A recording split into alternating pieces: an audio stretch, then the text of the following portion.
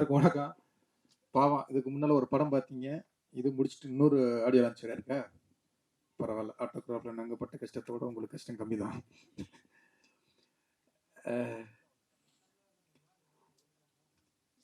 தெரில. இன்னைக்கு இந்த ஃபங்க்ஷன் உள்ளுக்க வந்ததுலேருந்து, அதான் பிளாக் பாண்டிய பார்த்ததுலேருந்து, நிறைய ஞாபகங்கள வந்து அதில ஒரு பாட்டு இருக்கும்ல, அந்த மாரி நிறைய ஞாபகங்கள அவங்க சினேகா மேம் உள்ளுக்க வரதா இருக்கட்டும், ஒவ்வொரு ஆளுக்குமே எங்க டைரக்டர பார்க்கும்போது, அவ்வளவு ஞாபகங்கள வந்து இந்த படம் அவ்வளவு கிளறி விடுது. பேசணும் இன்னொன்னு எங்கள பத்தியும், டைரக்டர் பத்தியும் பேசணும்னா, அது ரொம்ப பேசிக்கிட்டே இருக்கணும். அதனால ரொம்ப பேச முடியாது. இது ஒரு தனி ஷோவாவே பண்ணலாம். அவ்வளோ பெரிய இது. ஏன்னா எனக்கு வந்து எ அப்போ வந்து சாருக்கு ஆஃபீஸ் கிடையாது. அவர் வீட்டுக்கு தான் போவோம் எல்லாரும். அங்கே வீட்ல தான் சாப்பிடுவோம்.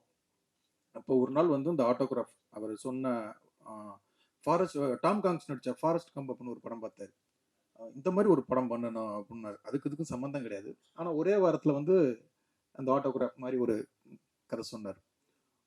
அந்த அந்த முதல் நாள் அந்த கதை சொன்ன நாள் வந்து ஞாபகம் இருக்கு. அதுக்குள்ள அப்புறம் வந்து அந்த மல்லிகாவ நடிச்ச அந்த பொண்ணு, காலச்சுவடல் வந்து அசிஸ்டன்ட் டைரக்டர் தாயுமானவன் தான் அந்த பொண்ண பார்த்துட்டு, "சார் இந்த பொண்ணு மலையாளத்துல நடிச்சிருக்காங்க பாருங்க" அப்படின்னு சொன்னது முதற்கொண்டு.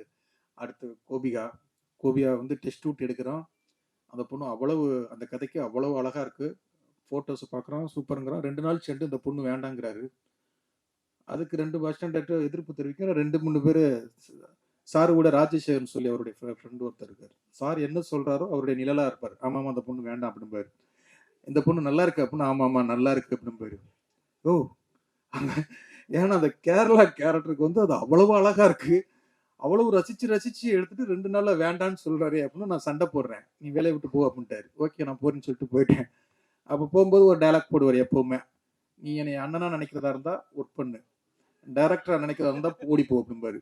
நான் போயிட்டு 2 தெரு சுத்திட்டு அப்புறம் திருப்பி வந்துருவேன். ஏன்னா நான் இப்ப ஆபீஸ்ல வந்து நான் தான் தங்கியிருக்கேன். அவரு இதான் சொன்னான்ல, வீட்டுக்கே போ மாட்டாருன்னு. அவருக்கு துணைக்கு நான் தான். அவர் சாப்பிடும்போது நான் சாப்பிடணும். யாராவது திட்டுனா ஆமா சார் சொல்லணும்.